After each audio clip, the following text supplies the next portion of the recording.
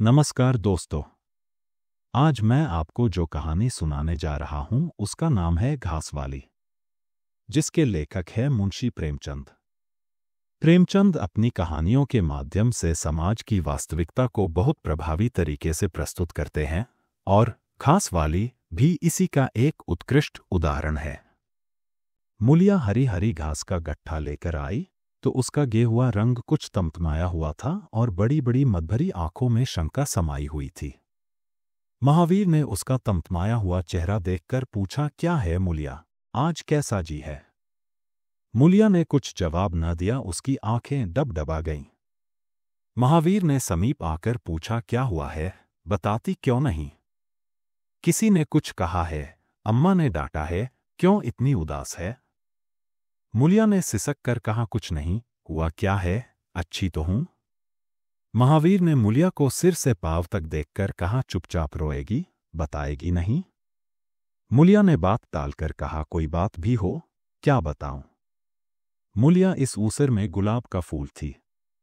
गेहुआ रंग था, हिरन की सी आंखें, नीचे खिंचा हुआ चिबुक, कपोलों पर हल्की लालिमा, बड़ी बड़ी नुकीली पलकें, आंखों में एक विचित्र आर्द्रता जिसमें एक स्पष्ट वेदना, एक मूक व्यथा झलकती रहती थी।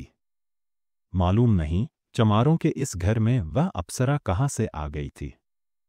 क्या उसका कोमल फूल सा गात इस योग्य था कि सर पर घास की टोकरी रखकर बेचने जाती?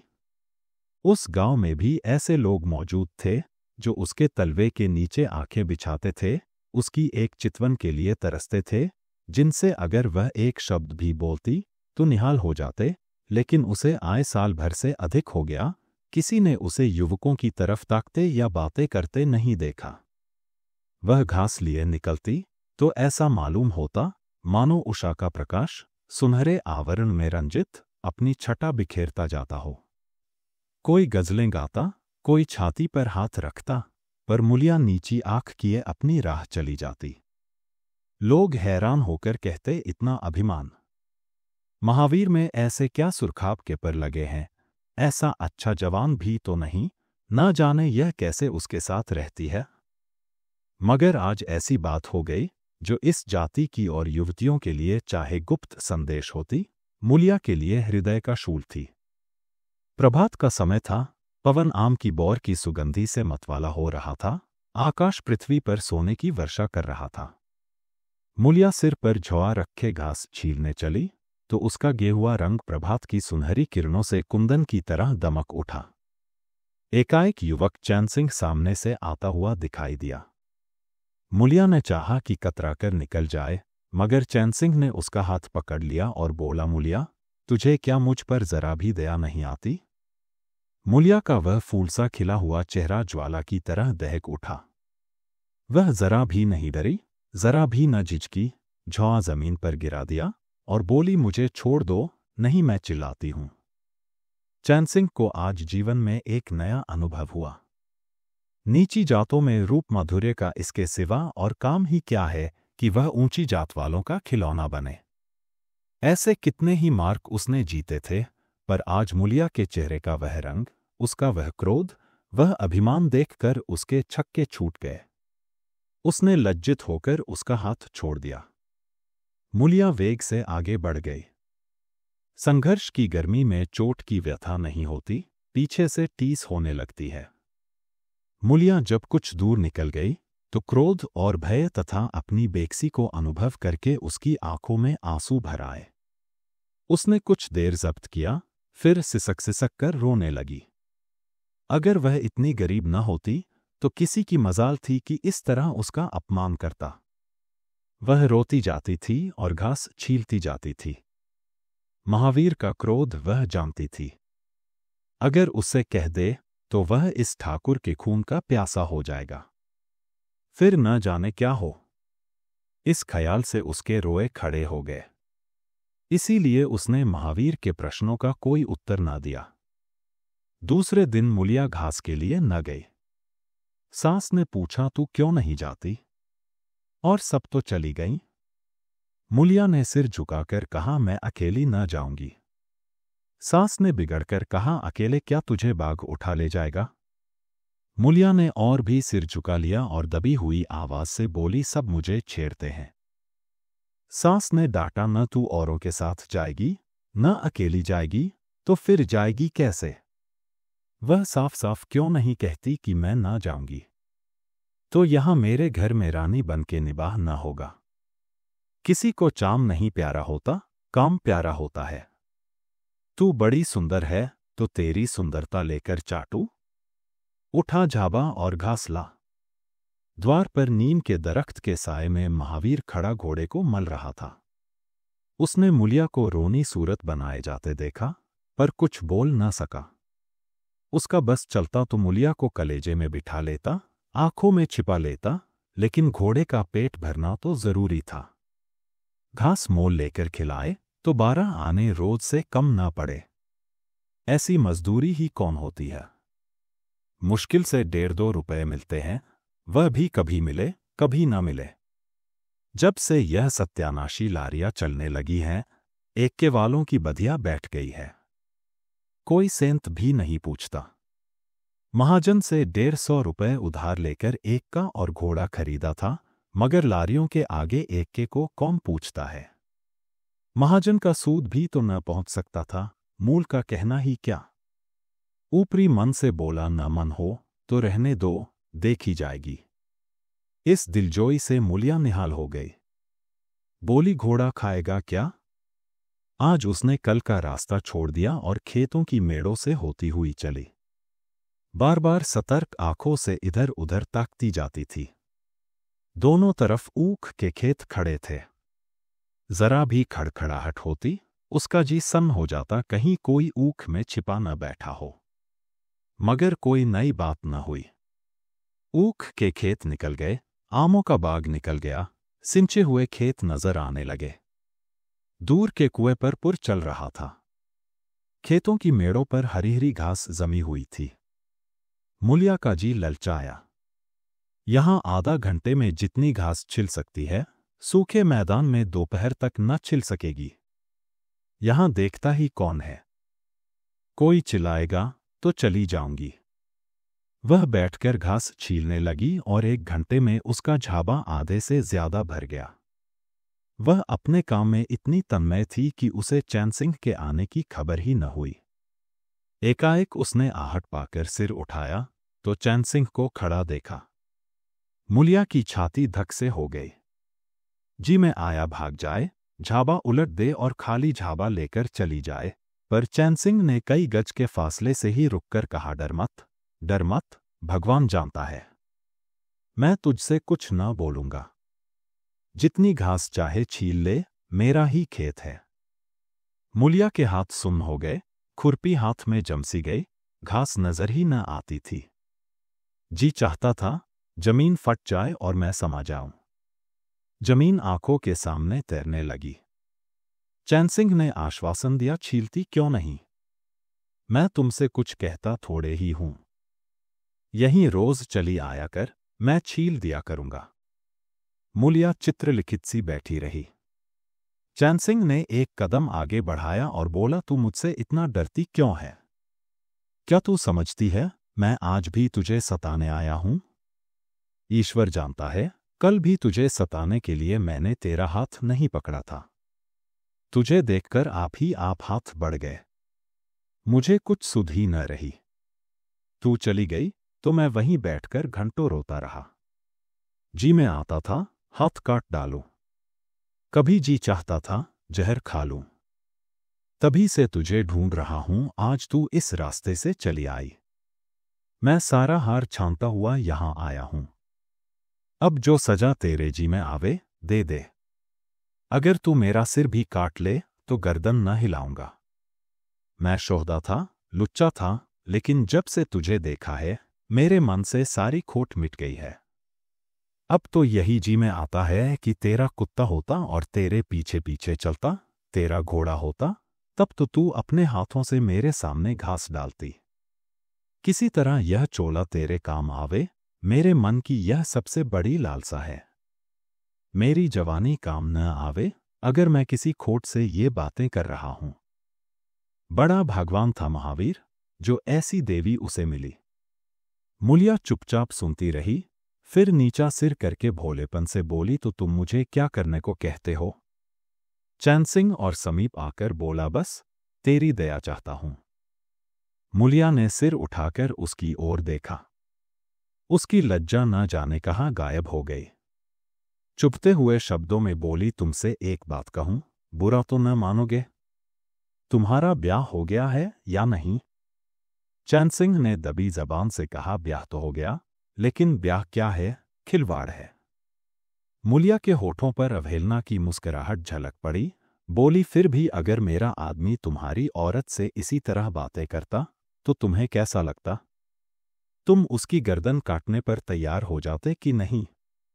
बोलो, क्या समझते हो कि महावीर चमार है तो उसकी देह में लहू नहीं है, उसे लज्जा नहीं है, अपने मर्यादा का विचार नहीं है? मेरा रूप रंग तुम्हें भाता है? क्या घाट के किनारे मुझसे कहीं सुंदर औरतें नहीं घूमा करती? मैं उनके तलवों की बराबरी भी नहीं कर सकती। तुम उसमें से किसी से क्यों नहीं दया मांगते? क्या उनके पास दया नहीं है? मगर वहां तुम न जाओगे, क्योंकि वहां जाते तुम्हारी छाती दहलती है। मुझसे दया मांगते हो इसलिए न कि मैं चमारिन हूं, नीच जाति हूं, और नीच जाति की औरत जरा सी घुड़की धमकी व जरा सी लालच से तुम्हारी मुट्ठी में आ जाएगी। कितना सस्ता सौदा है। ठाकुर हो ना, ऐसा सस्ता सौदा क्यों छोड़ने लगे? चैन सिंह लज्जित होकर बोला, मूला, यह बात नहीं। मैं सच कहता हूं, इसमें ऊंच नीच की बात नहीं है। सब आदमी बराबर हैं। मैं तो तेरे चरणों पर सिर रखने को तैयार हूं। मूलिया, इसीलिए न कि जानते हो मैं कुछ कर नहीं सकती। जाकर किसी खतरानी के चरणों पर सिर रखो तो मालूम हो कि चरणों पर सिर रखने का क्या फल मिलता है। फिर यह सिर तुम्हारी गर्दन पर न रहेगा। चैन सिंह मारे शर्म के जमीन में गड़ा जाता था। उसका मुंह ऐसा सूख गया था मानो महीनों की बीमारी से उठा हो। मुंह से बात न निकलती थी। मूलिया इतनी वाक्पटु है, इसका उसे गुमान भी न था। मूलिया फिर बोली, मैं भी रोज बाजार जाती हूं, बड़े बड़े घरों का हाल जानती हूं। मुझे किसी बड़े घर का नाम बता दो जिसमें कोई साइस, कोई कोचवान, कोई कहार, कोई पंडा, कोई महाराज न घुसा बैठा हो। यह सब बड़े घरों की लीला है, और वह औरतें जो कुछ करती हैं ठीक करती हैं। उनके घरवाले भी तो चमारिनों और कहारिनों पर जान देते फिरते हैं। लेना देना बराबर हो जाता है। बेचारे गरीब आदमियों के लिए यह बातें कहाँ। मेरे आदमी के लिए संसार में जो कुछ हूं मैं हूं। वह किसी दूसरी मेरिया की ओर आंख उठाकर भी नहीं देखता। संयोग की बात है कि मैं तनिक सुंदर हूं, लेकिन मैं काली लूटी भी होती तब भी वह मुझे इसी तरह रखता। इसका मुझे विश्वास है। मैं चमारिन होकर भी इतनी नीच नहीं हूं कि विश्वास का बदला खोट से दूं। हां, वह अपने मन की करने लगे, मेरी छाती पर मूंग दलने लगे, तो मैं भी उसकी छाती पर मूंग दलूंगी। तुम मेरे रूप ही के दीवाने हो ना। आज मुझे माता निकल आए, कानी हो जाऊं, तो मेरी ओर ताकोगे भी नहीं। बोलो, झूठ कहती हूं? चैन सिंह इनकार न कर सका। मूलिया ने उसी गर्व से भरे हुए स्वर में कहा, लेकिन मेरी एक नहीं, दोनों आंखें फूट जाएं, तब भी वह मुझे इसी तरह रखेगा। मुझे उठावेगा, बैठावेगा, खिलावेगा। तुम चाहते हो मैं ऐसे आदमी के साथ कपट करूं? जाओ, अब मुझे कभी न छेड़ना, नहीं अच्छा ना होगा। जवानी जोश है, बल है, दया है, साहस है, आत्मविश्वास है, गौरव है, और सब कुछ जो जीवन को पवित्र, उज्ज्वल और पूर्ण बना देता है। जवानी का नशा घमंड है, निर्दयता है, स्वार्थ है, शेखी है, विश्ववासना है, कटुता है, और वह सब कुछ जो जीवन को पशुता, विकार और पतन की ओर ले जाता है। चैन सिंह पर जवानी का नशा था। मूलिया के शीतल छींटों ने नशा उतार दिया।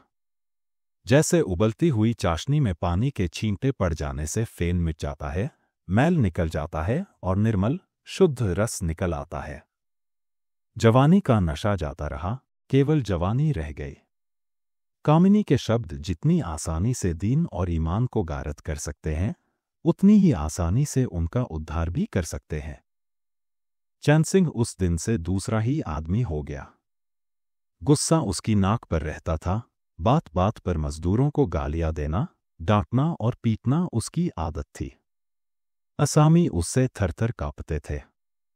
मजदूर उसे आते देखकर अपने काम में चुस्त हो जाते थे, पर ज्यों ही उसने इधर पीठ फेरी और उन्होंने चिलम पीना शुरू किया, सब दिल में उससे जलते थे, उसे गालियां देते थे। मगर उस दिन से चैन सिंह इतना दयालु, इतना गंभीर, इतना सहनशील हो गया कि लोगों को आश्चर्य होता था। कई दिन गुजर गए थे। एक दिन संध्या समय चैन सिंह खेत देखने गया। पुर चल रहा था। उसने देखा कि एक जगह नाली टूट गई है और सारा पानी बहा चला जाता है। क्यारियों में पानी बिल्कुल नहीं पहुंचता, मगर क्यारी बनाने वाली बुढ़िया चुपचाप बैठी है।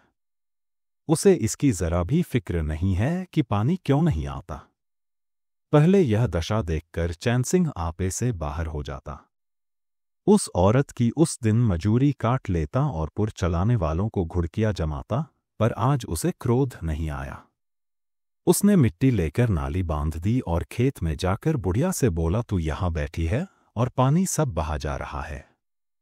बुढ़िया घबराकर बोली, अभी खुल गई होगी। राजा, मैं अभी जाकर बंद किए देती हूं। यह कहती हुई वह थरथर कांपने लगी। चैन सिंह ने उसकी दिलजोई करते हुए कहा, भाग मत, भाग मत। मैंने नाली बंद कर दी।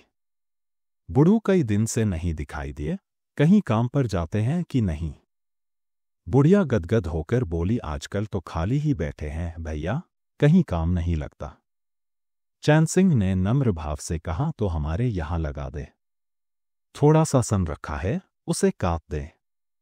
यह कहता हुआ वह कुएं की ओर चला गया। यहां 4 पुर चल रहे थे, पर इस वक्त 2 हंकवे बेर खाने गए थे। चैन सिंह को देखते ही मजूरों के होश उड़ गए। ठाकुर ने पूछा, 2 आदमी कहाँ गए?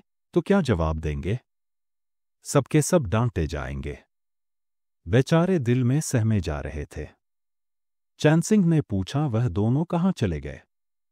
किसी के मुंह से आवाज न निकली। सहसा सामने से दोनों मजूर धोती के एक कोने में बेर भरे आते दिखाई दिए। खुश खुश बात करते चले आ रहे थे। चैन सिंह पर निगाह पड़ी तो दोनों के प्राण सूख गए।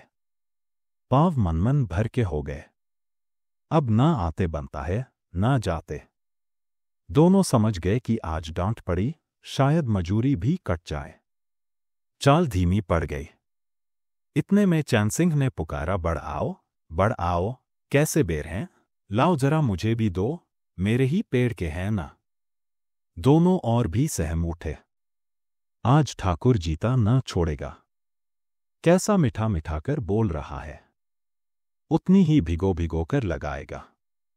बेचारे और भी सिकुड़ गए। चैन सिंह ने फिर कहा, जल्दी से आओ जी, पक्की पक्की सब मैं ले लूंगा। जरा एक आदमी लपक कर घर से थोड़ा सा नमक तो ले लो। बाकी दोनों मजूरों से, तुम भी दोनों आ जाओ, उस पेड़ के बेर मीठे होते हैं। बेर खा ले, काम तो करना ही है। अब दोनों भगोड़ों को कुछ ढारस हुआ। सभी ने जाकर सब बेर चैन सिंह के आगे डाल दिए और पक्के पक्के छांट कर उसे देने लगे। एक आदमी नमक लाने दौड़ा। आधा घंटे तक चारों पुर बंद रहे।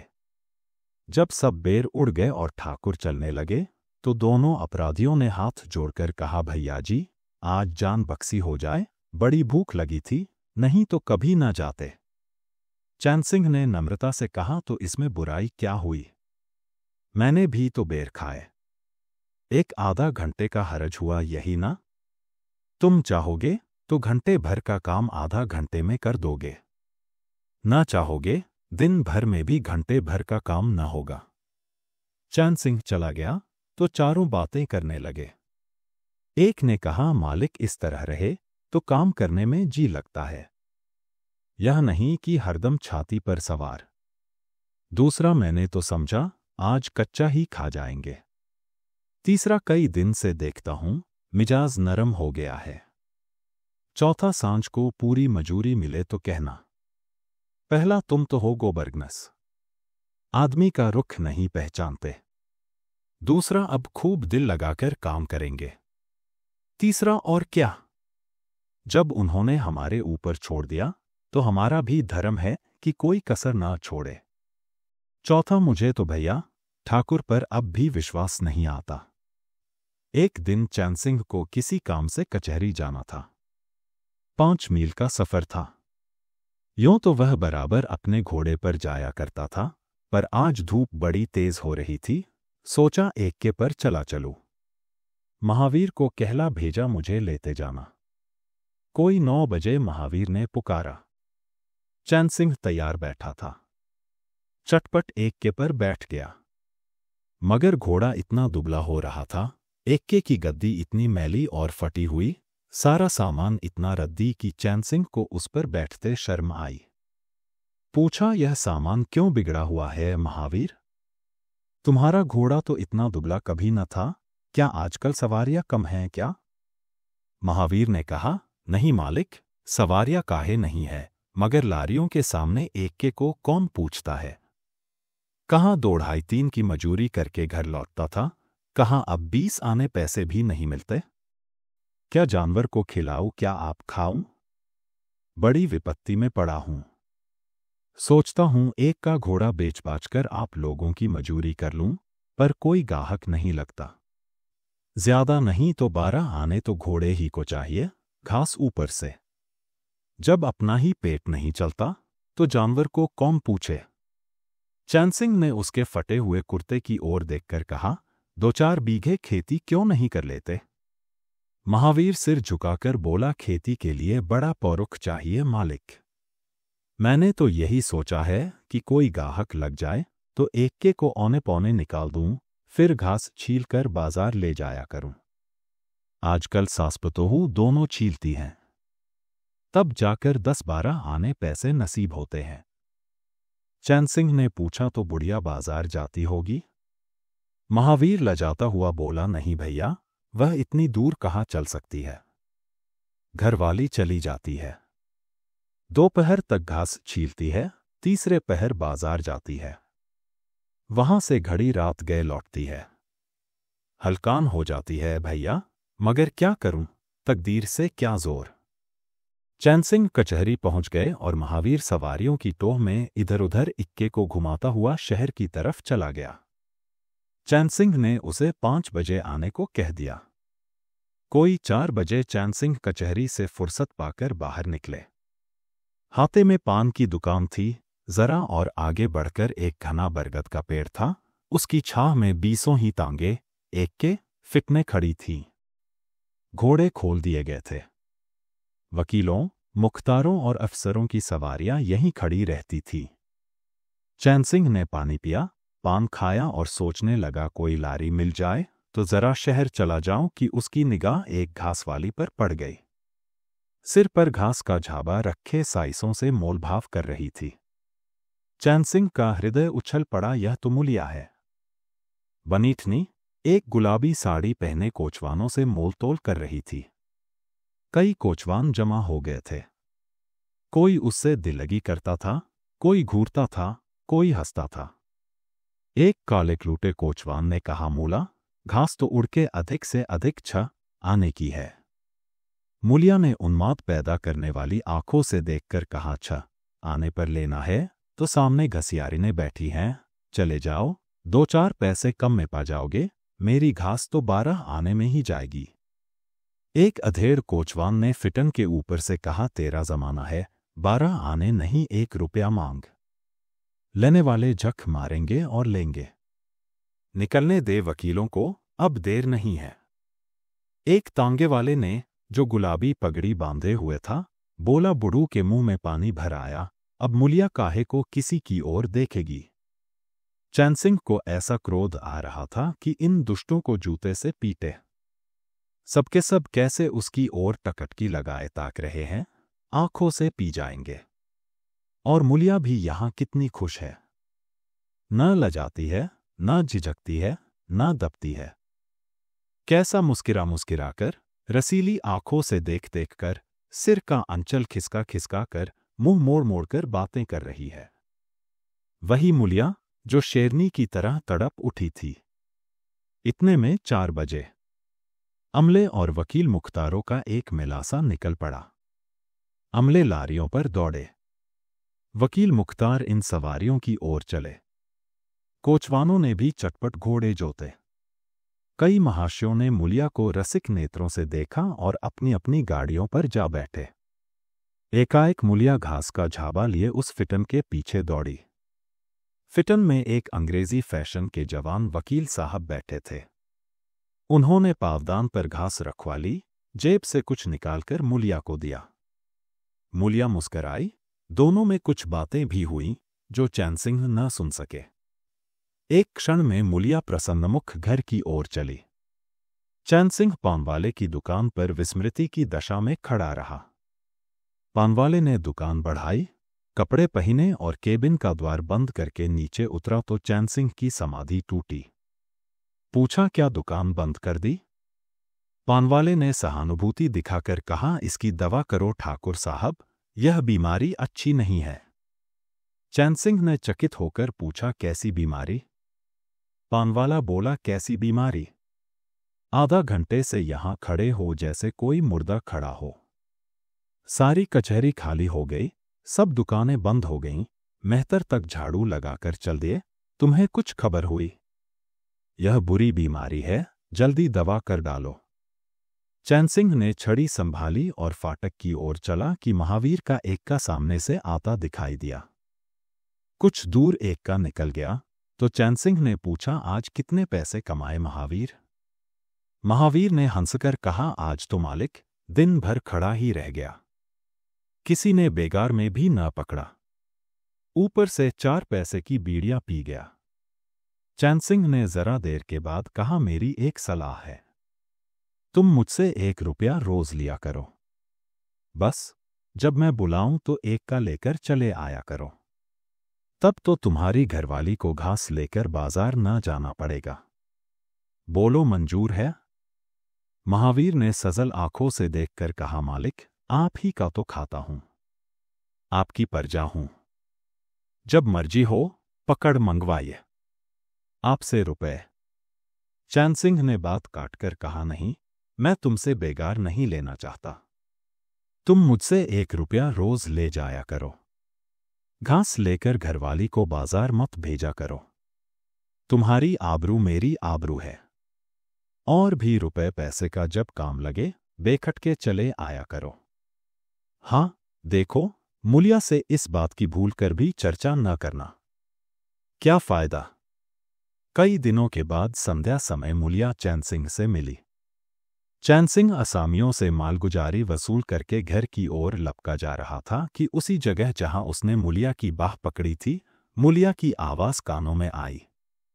उसने ठिठक कर पीछे देखा तो मूलिया दौड़ी आ रही थी। बोला, क्या है मूला, क्यों दौड़ती हो? मैं तो खड़ा हूं। मूलिया ने हाफते हुए कहा, कई दिन से तुमसे मिलना चाहती थी, आज तुम्हें आते देखा तो दौड़ी। अब मैं घास बेचने नहीं जाती। चैन सिंह ने कहा, बहुत अच्छी बात है। क्या तुमने कभी मुझे घास बेचते देखा है? हां, एक दिन देखा था। क्या महावीर ने तुझसे सब कह डाला? मैंने तो मना कर दिया था। वह मुझसे कोई बात नहीं छिपाता। दोनों एक क्षण चुप खड़े रहे। किसी को कोई बात न सूझती थी। एकाएक मूलिया ने मुस्कुराकर कहा, यहां तुमने मेरी बाह पकड़ी थी। चैन सिंह ने लज्जित होकर कहा, उसको भूल जाओ मूला, मुझ पर जाने कौन भूत सवार था। मूलिया गदगद कंठ से बोली, उसे क्यों भूल जाऊं? उसी बाह गहे की लाज तो निभा रहे हो। गरीबी आदमी से जो चाहे करावे। तुमने मुझे बचा लिया। फिर दोनों चुप हो गए। जरा देर के बाद मूलिया ने फिर कहा, तुमने समझा होगा मैं हंसने बोलने में मगन हो रही थी।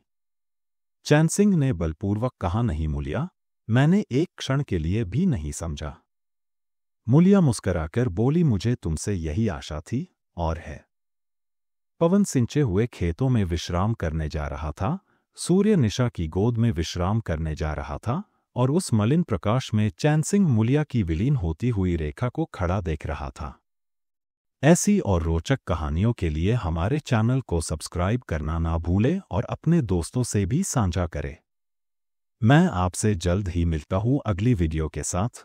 तब तक के लिए धन्यवाद।